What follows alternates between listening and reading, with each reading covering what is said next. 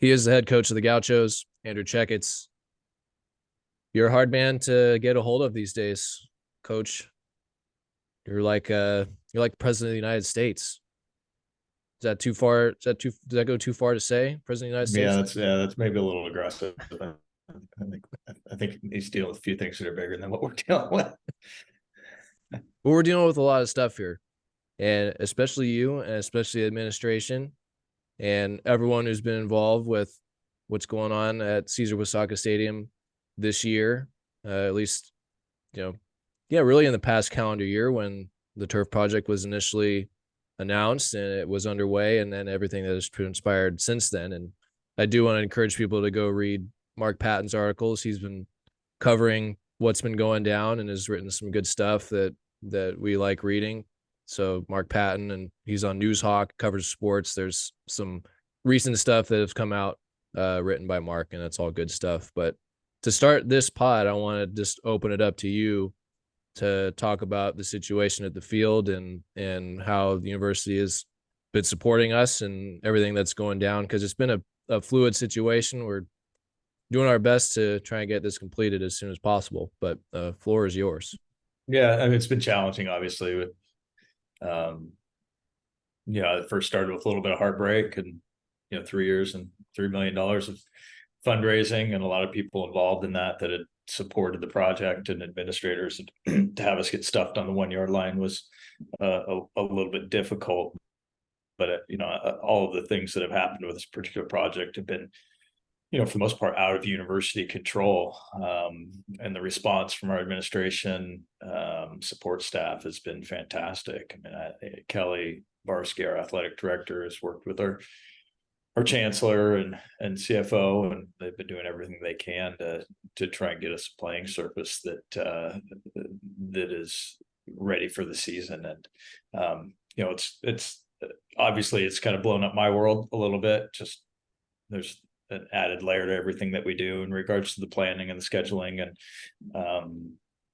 and some of those things that have made it challenging in practice planning. And and it's been challenging for the players, but I haven't heard a gripe out of them. They've done a great job, and I think it's also, like I said, it's also blown up a lot of people, administrators' lives, and took over Kelly's life for a lot of time, and even just trying to get it approved, I think, was her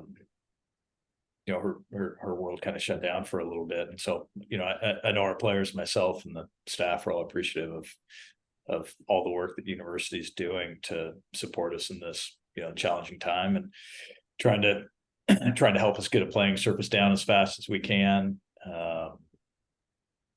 Tom Hastings, our director of sport, helping us with all the coordination of that, and need to help manage that along with his regular duties, as well as assist on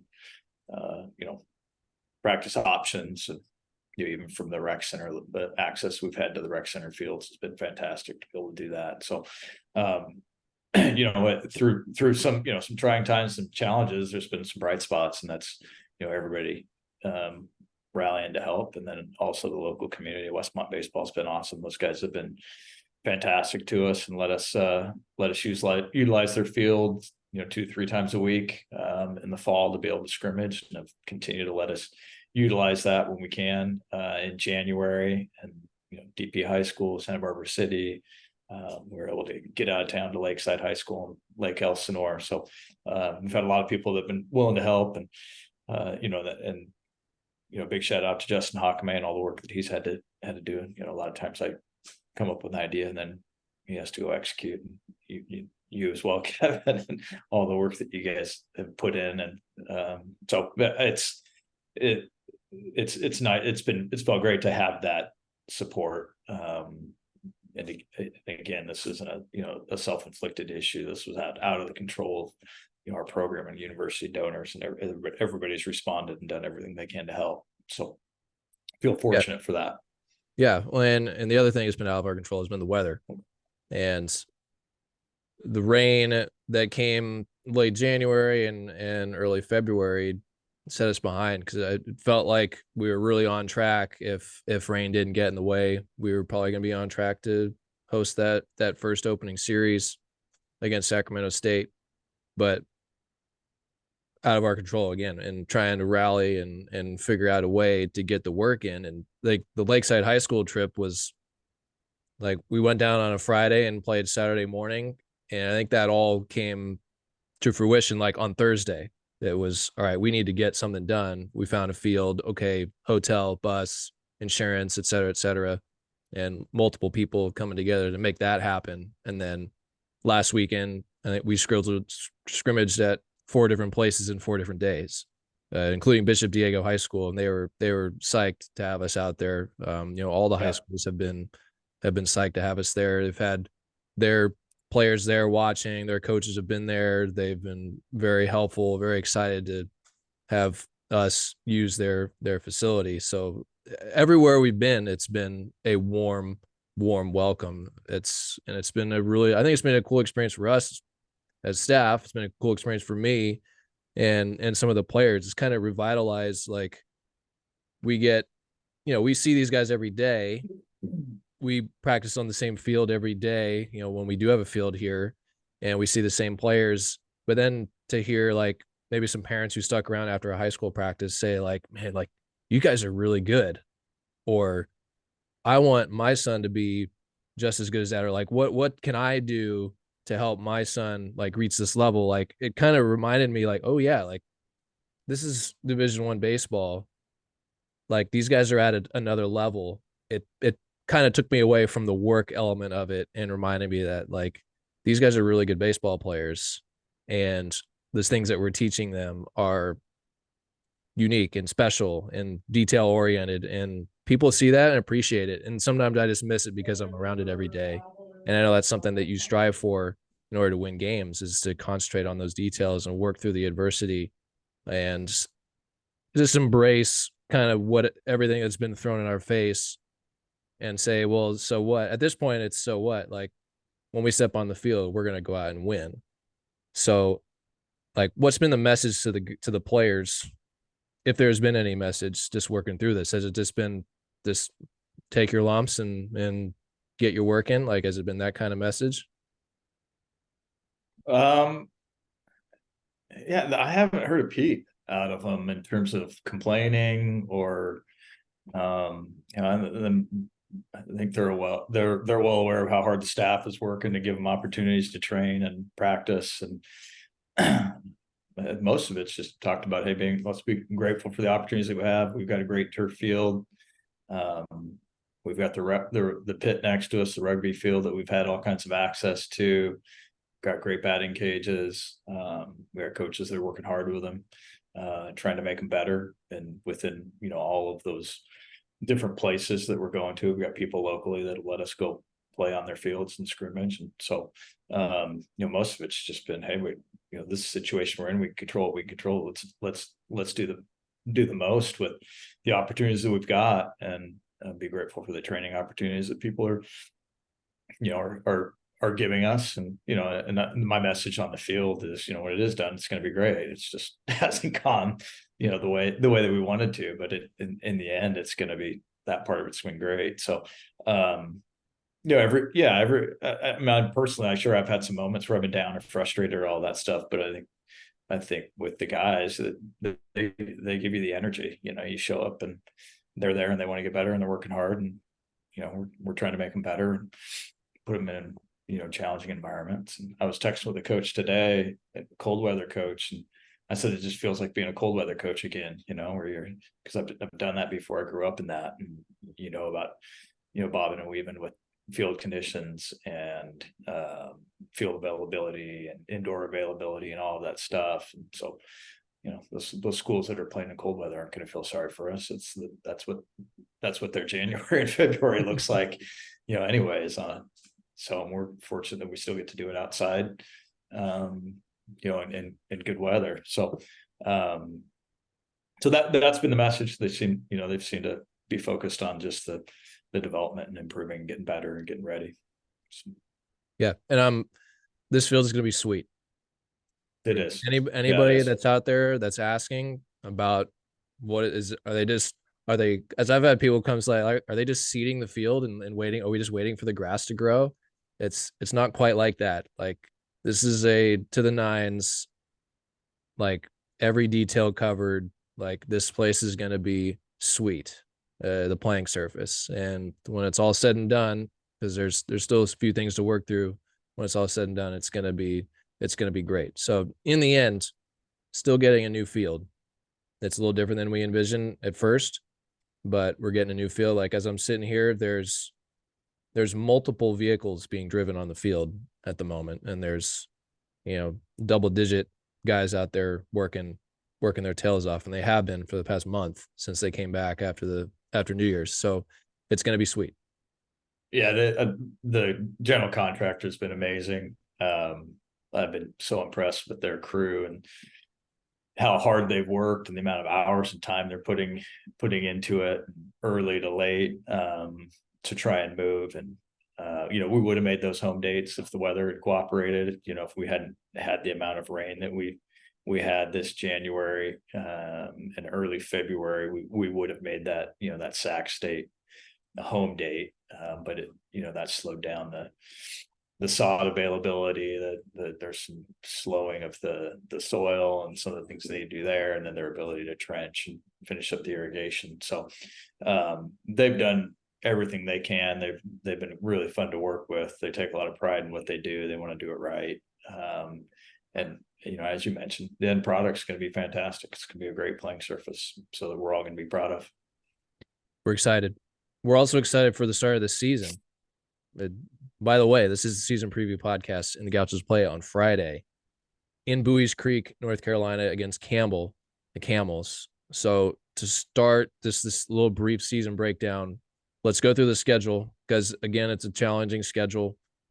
You've seemed to put together some pretty competitive ones in the last handful of years, but there are, I had it written here, 5 regional teams from last year that are on this schedule: Campbell, Connecticut, Oregon, San Jose State, and Cal State Fullerton, of course. But starting on the road, and it's kind of up in the air right now. I don't know how much we have decided yet on the first few weeks, but we know that we will start on the road for Campbell coming up this weekend. And anything you want to drop in on the schedule, how it came together? Like, it seems like Gauchos play Oregon every year. I like having Oregon on the schedule. It's a great team. They hosted a super last year. UConn was in a super a couple of years ago. I think we played them maybe back in 2015, I want to say. They have been here in your tenure, UConn. Or was that Penn State? I might be thinking of Penn State, kind of similar colors.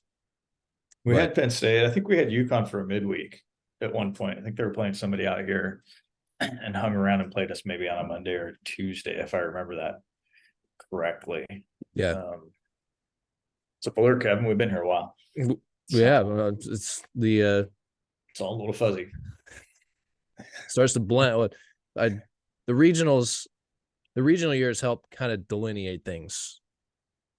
And then you have alumni weekend and you see guys like, oh yeah, like 2015, or like there's the 19 crew and there's the 22 crew, and then sometimes there's a 13 crew. So it's helpful to get a little reminder before the season starts. But have the schedule come together. It's a great schedule. There's a lot of fun opponents, a lot of good opponents. It's very competitive.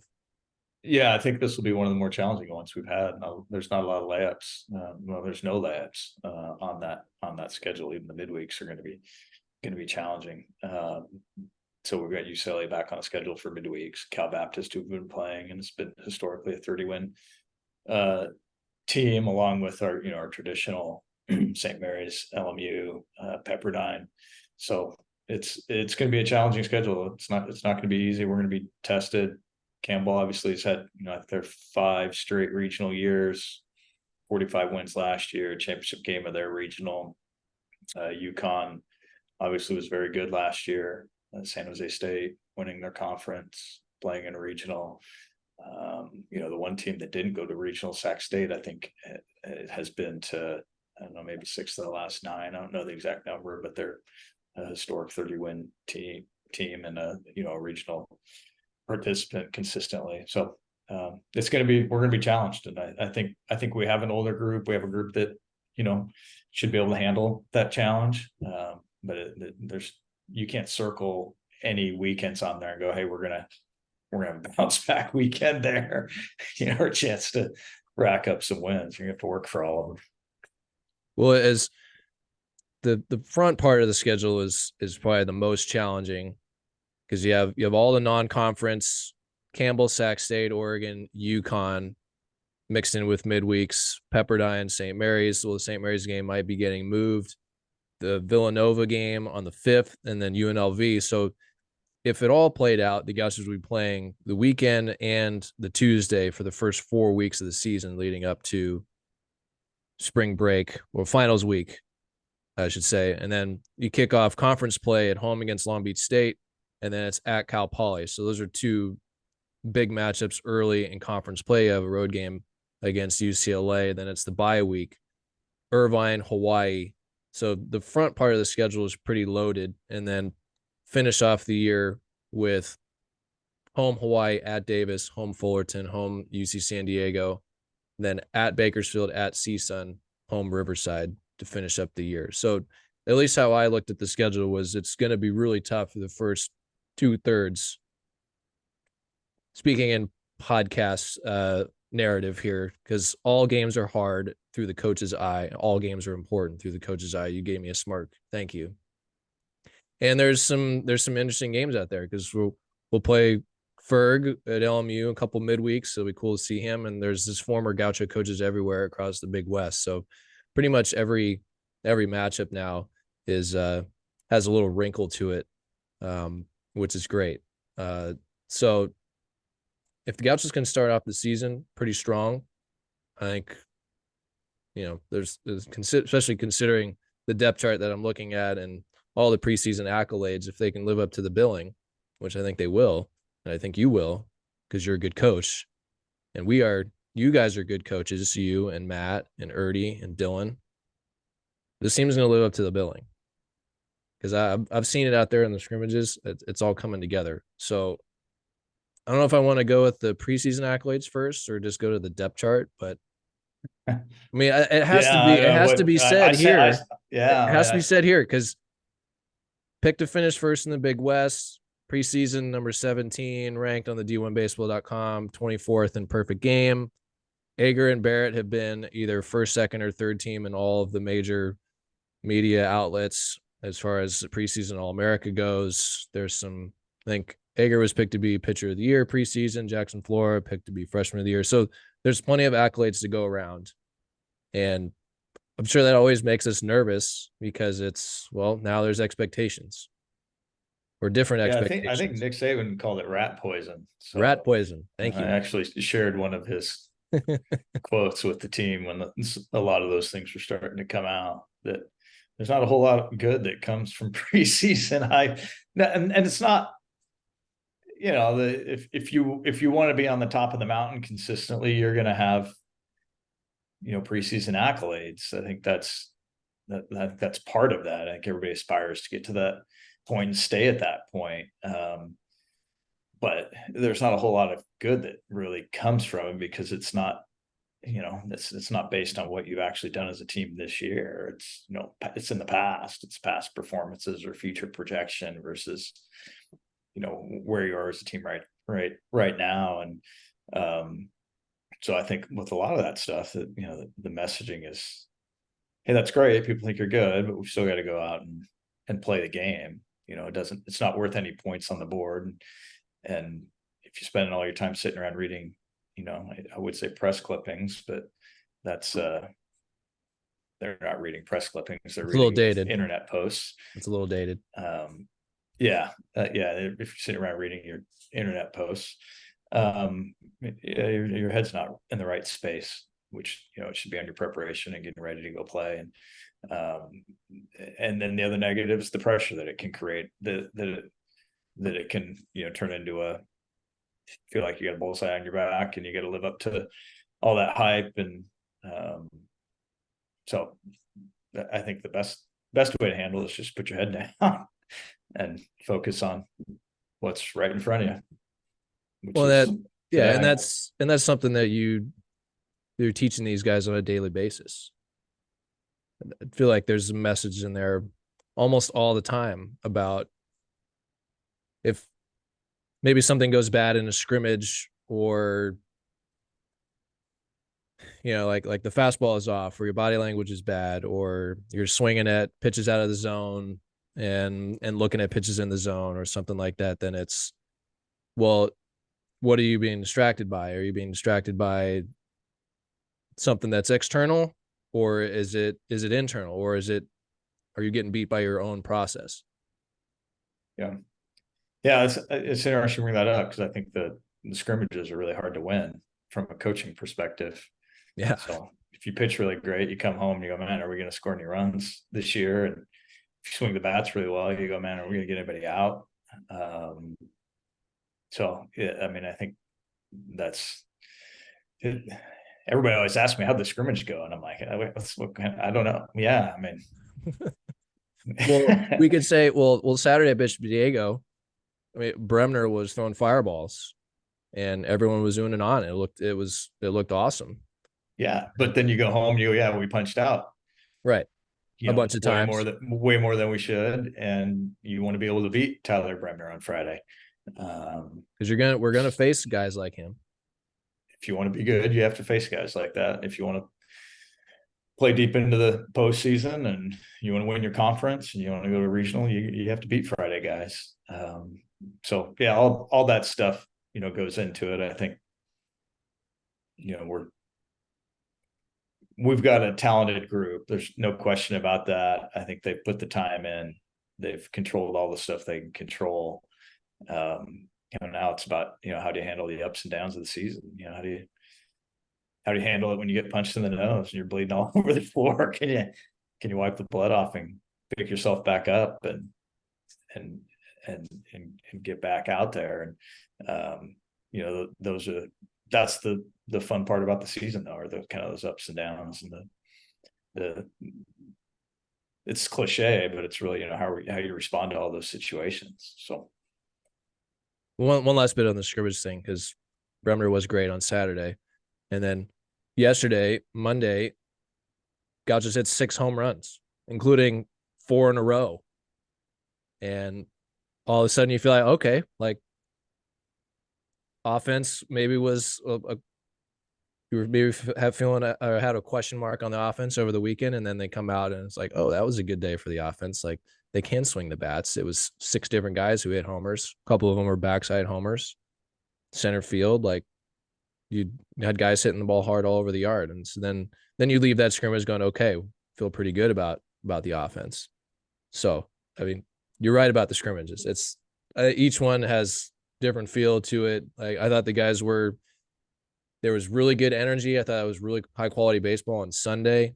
And like, there was some messages that were sent on Saturday in the debrief. Yeah, I think the guys responded and were pretty on it on Sunday. And then on Monday there was a bunch of homers, and a couple of the arms look good. So I mean, it's all rolling together, neat and tidy. yeah, the front end pitching has been good, and they've been really good. In those scrimmages, and they're ahead of the hitters, as they should be at this point. The hitters haven't seen as much live pitching. Some of that's based on just time of the year, and some of that's based on the field situation and the weather. And I would guess we probably have, offensively, half the at bats that we would normally have, in regards to, how many innings we're scrimmaging and how much live pitching that they've seen. We only scrimmage twice a week in the fall. Usually that would be 3, sometimes 4. We pretty much, until this last week, had only scrimmaged twice a week. So I expected our pitching to be ahead of our hitting. The pitching part, in this situation is it is what it is. You got a bullpen mound, you got somewhere to throw a long toss. We've got all of our gadgets and all that stuff. It's easier for us to get those guys ready than it is offensively, when you're not seeing live pitching as much. It's more cage tunnel. You're not getting feedback from ball flight during batting practice. I mean, the amount of times that we've taken on-field batting practices, I think we're maybe up to 3 or 4 times since November 15th. So, I'm not surprised that the pitching was ahead of the hitting. it was, like you said, it was nice to see them break out. I thought the process was a lot better on Sunday. Reed Mooring, came in and carved and threw really well. And some of those bullpen guys were coming back for their first time of throwing, twice in a weekend, and maybe weren't quite as sharp, but were still good. But I thought the at-bats were better. Some guys, their plans were better. Maybe the execution wasn't perfect, but I thought their brains were getting in the right space, and their approaches were in the right space. And then on Monday, against maybe not our top end pitching, they went to town on them pretty good. So, but that was good to see that we were able to break out and guys were able to, execute. Let's go to the pitching staff. I mean, where do you start with the pitchers? I mean, we know the rotation, so I guess we could start with Matt Ager because he's going to pitch on Friday. And the way Bremner's been pitching, he's earned a promotion. He's going to start on Saturday. And then Mikey Gutierrez, who is back for his third year as a Gaucho, the lefty, he'll be pitching on Sunday. So it starts with those three, but you have plenty of other starting pitcher candidates, and you have, at least sitting here right now, potentially a very deep bullpen with options left and right. So sitting here February 13th before opening weekend, what is the pitching outlook, or at least what you're willing to share? Because Gallagher will also start. He'll probably start on Tuesday. I think that's not too much to say, but Yeah, hopefully I answered your question correctly. I got a little distracted because the contractor was asking me a question about Mount Height. So back, which pertains to both of us. yes, it does. So yeah, the pitching, Ager, Bremner, Gutierrez, Gallagher, one of the more difficult decisions to make. And I think a couple other times where we've had to do this, like 15, 16, those guys were maybe the starting rotation wasn't quite as obvious. And not because you weren't sure if you had anybody, but because you had some pretty good arms. I have a tendency to be a little hard on them. I remember being in the office and I don't know if we have an ace, like we've got, I can't remember who we had lost the year before. I think we lost Pettibone off the pitching staff the year before. Somebody on Friday, and going into that year and just going, I just don't think, You're talking about 15? Yeah. I remember saying that. I know I'm an idiot. I just think maybe it's because I'm just critical of those guys and I want them to be really good.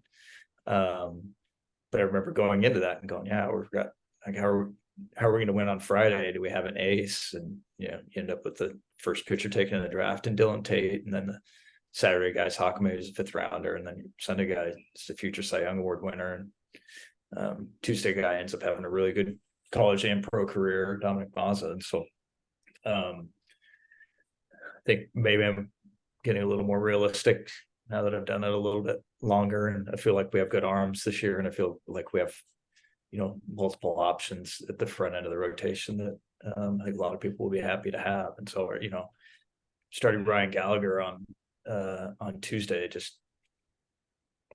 feels almost silly. It was the freshman Midwest pitcher of the year in 2022. And it was 8-1 with a 3-something Ernie and a strike thrower, and he's had a really good January. I mean, a really, really good January. He's thrown the ball well. And to have to tell him, hey, you're throwing on Tuesday was hard, because I feel like he's, weekend caliber. And we'll see how this all settles in. The reality of it is, a win on Friday against Campbell is, as valuable as a win on Tuesday against Pepperdine in the preseason, because there's no league standings for non-conference. So, that's the message to those guys is, hey, go out and do your job. What, Friday, Saturday, Sunday, Tuesday, it doesn't matter. Those all count. They all add up for us in our non-conference win total. And once conference play comes around, then you've got to start making some harder decisions of, do you want one of your best arms starting on Tuesday? for you, and to not have one of those guys available on the weekend and at conference play, you have to start thinking about that. So, then the couple other guys that you throw into the mix that were working up as starters in case somebody, struggled or wasn't quite ready or had an injury. Reed Mooring, who was fantastic on Sunday, had a really good fall. Jackson Flora, who's going to, be a starter at some point here, and has all the makings of a Friday night ace. Hudson Barrett, who was an All-American last year, and will likely be a starting pitcher before this is all said and done. And then Cole Triba, the other freshman who reminds me a lot of Kyle Nelson. It's a kind of reliever profile right now, but you could see his changeup's probably more advanced than Kyle's was when Kyle was here. So you could envision him being a starter. So all those guys, and that's not taken away from the other guys that are behind them a little bit. Those guys have all kind of separated themselves at the top end of the pitching staff, and then we've got some other guys that we think can help, should help. We think have bright futures here. They just haven't been as consistent maybe as those other guys. Yeah, every time I think about the pitching, I'm glad I don't have to make the decision. I'm glad I don't have to tell somebody that they're not pitching on this day, but you're absolutely right about the midweeks, because there have been teams in the past when we have been here that have succeeded in midweek games, and that is what's led them to a regional appearance. It's what's boosted the RPI. It's what's increased the win total, gotten us over the 40 win total. I mean, they're so essential, especially when the Southern California teams are always competitive. And you throw in LMU in the mix, and UCLA and CBU's. I think CBU is now eligible I for believe they are, yeah. the tournament, and they competed for a conference championship last year. So those midweek games are vital. And especially, like, we've had games down the stretch in May, like against UCLA, where it felt like, man, that game would make or break the season based on where we were sitting RPI wise, or if we were on the bubble, or if we, so they're important. They are, yeah, they are. And I think last year, and who knows, obviously we fell on our faces at the end there in the conference standings and slid, but we were still 18-12 in conference play. Do I have that right, Kevin? So what we Nailed ended it. up being? Yeah. So I mean, 18-12 is a pretty good conference season, and you win 3 more midweek games, and you're at 38 wins, and your RPI is in the top 45. You might sneak in. So Yeah, they're big. They're important. They cannot be taken for granted. yeah, The other thing that can't be taken for granted is the offense and the defense as well. And having Coach Fontino back in the mix, I think it's been a great. We felt the change right away, and I think there's been a great response from the players on having Matt back, where it felt like his attitude and his coaching style has been what the team needed after the way last year finished off. And I think scrimmages have been really fun, with the element of base running and just the fiery nature of how he runs the offense. But what has Matt brought to the table since returning to Gaucho land? well, I mean, we've been really fortunate the last 4 or 5 years with him and Donegal being able to pass the baton back and forth, and to be able to have experienced coaches that can run that side of the ball for us and lead it. And I think a lot of times people just kind of view, the hitting coach is the hitting coach versus, in our situation, they run the offense. I do the pitching and lead up the defensive side of things and team defense and all that. But on the offensive side of it, I can't be at all of that stuff. I'm in the bullpen for 4 or 5 hours a day. I can't run an offense and do that as well. And I don't have the experience with it either. And so we've been really fortunate to have those two guys, pass that baton back and forth. And Matt has, when Donegal got the head job, obviously we're all really excited for him. But then to have the ability to have the quality of somebody like Matt Fontino with his experience and having been in our dugout and understanding, how we do things here, and be plug and play has been fantastic. And I think, yes, he has a different style, than Coach Fergus for sure. Both of them are very good coaches. And I think the timing for Matt was perfect to come in and, try to reestablish some of those foundational basic principles. And I think it's been good for the guys. So looking at the depth chart on who's going to start. I mean, you're the one who writes the lineup not the end of the day, depending on how things are going. It could be the end of the day. It could also be 30 minutes before first pitch, but it doesn't happen depth that way chart very often, but I mean, you want to have a easy lineup to write in, but once again, like we have a collection of position players where you can see multiple lineups on any different day. That might not make sense, but I'm going with it.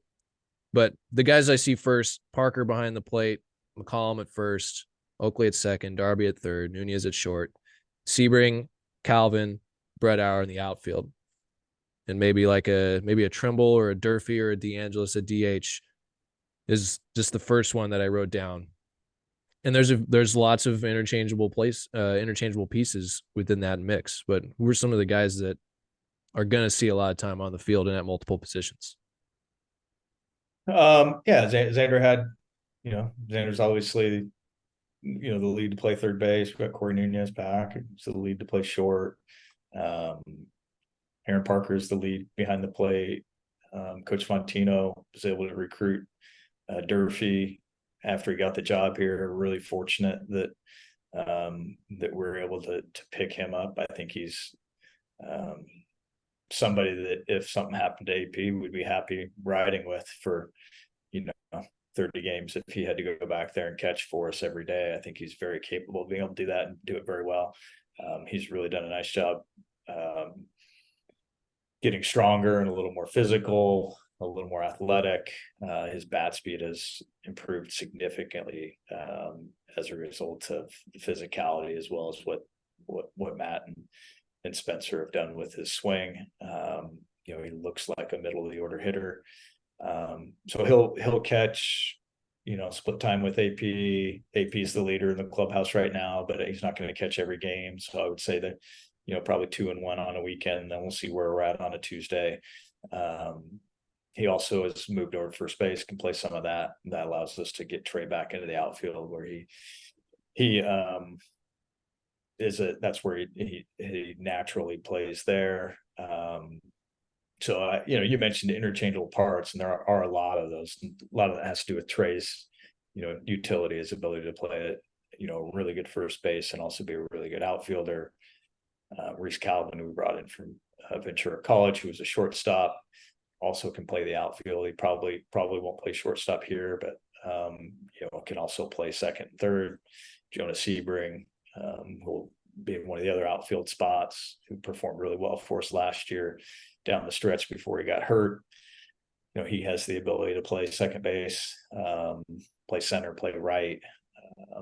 So we have some flexibility there defensively, which is nice because we can, maneuver the lineup a little bit based on who we're facing and move some guys around. And if we want to get a little bit more right-handed, we can make a couple of those defensive moves. Ivan Bredar, obviously an all-conference player last year, is going to be in the middle of the order, and he's a real physical threat. Probably one of the corner spots for the DH spot. And then second base, Nick Oakley's returning. He played there a bunch. We've got Justin Trimble as well, who's come back off an injury, who has some power. And I think he's an elite defender, can play all four defensive spots in the infield. So yeah, we've got some moving parts. I think Jesse Brown mentioned him. He's done a nice job as a third string catcher. Nick Putnam's probably our third or fourth string catcher with Jesse. Those guys can all move around a little bit. We probably don't have as much depth in the infield. It drops off fairly significantly in terms of the readiness of maybe some of those younger guys after we get past some of those regulars that I mentioned. So it's important that we stay healthy. Those guys stay healthy, and so that we can put together, a strong nine-man offensive lineup. Well, I think there's a lot more team speed as well. It's the stolen base element of the game, and it's come to a forefront, I think, at the major league level with the bases and the pick rules, and we saw a real uptick in stolen bases at that level. And it's been a part of the Gaucho history, of course, with the Ferrer teams, and Bob Bronsma stealing bases, Joe Roundtree stealing bases, and looking at this, what we have and the athletes that we have, like, I think we could probably steal a lot of bases this year as well. Yeah, Reese and Jonah and Trey. Those guys are all legitimate base stealing threats. Aaron Parker's for catcher. No, he's a plus runner, catcher or no catcher. He has the ability to steal some. I think the other guys have some speed. They may not run against really quick leg times and a plus catcher, but they're athletic and can run. And then we'd have a tendency to run a pressure offense from that standpoint. Matt was running the offense in 21. We led the conference in stolen bases and home runs as well that year. So we want to be able to put pressure on people, and I think we've got some people, some personnel to be able to do that. And I think Matt's done a nice job with those guys of trying to get them ready to put pressure on the other team. Well, at this juncture of the year, every year, we're always chomping at the bit to get the season going. And this year, unique circumstances, I think we're as excited as ever to get going. And that is going to start Friday against Campbell. It's a 5:00 Eastern first pitch. We will have audio stream for that. You can watch the game on Flow Sports. I think that all three games will be on Flow Sports, but it'll be 5:00, 2:00, 12:00 Eastern time. So that's 2:00, 12:00, and 9 a.m. on the West Coast. I know you're excited. Everybody's pumped. We're passing out bag tags and travel bags and getting the travel stuff all put together. The sun is out here. It's a beautiful, feels like spring day. So baseball is in the air, and we're excited to get going. But any other thoughts before we let you go, just to kick off the season, or any other thank yous or shout outs that you need to take care of here? Well, thank you to you. You had to double time it as well. So assistant general contractor and project manager. And so appreciate all you do. And we're excited to get going. Like our group, I think I think there's enough talent on the roster to make some noise. Some serious noise. As always, thank you, Chex. If any schedule changes, the website's going to be dialed in on that. We'll be dialed in on social media on keeping you up to date on where games are going to be played in the coming days. And glad we got you before this. I was worried because there's, like I said, and like you said, there's so much going on. So we got a nice Tuesday day off, a couple practices in Carolina before we get going, and we'll see you on the plane. Yeah, see you bright and early tomorrow, 3:30 a.m. in the airport. Thanks, Chex.